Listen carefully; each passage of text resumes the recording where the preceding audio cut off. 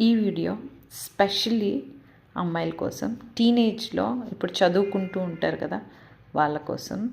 ఏంటంటే చదువులు నచ్చకో, ఫోన్కి అడిక్ట్ అయిపోయో, టీవీకి అడిక్ట్ అయిపోయో, చదవబుద్ధి అవ్వక, సరేలే ఎలాగోలా చదివేద్దాం, అమ్మా నాన్న కోసం చదివేద్దాం, పెళ్ళి చేసుకుంటే హస్బెండే చూసుకుంటాడు కదా అని చదవకండి. ఎలా మీ కాళ్ళ మీద మీరు నిలబడి మీ డబ్బులు మీరు సంపాదించినప్పుడే హస్బెండ్ మీకు రెస్పెక్ట్ ఇస్తాడు.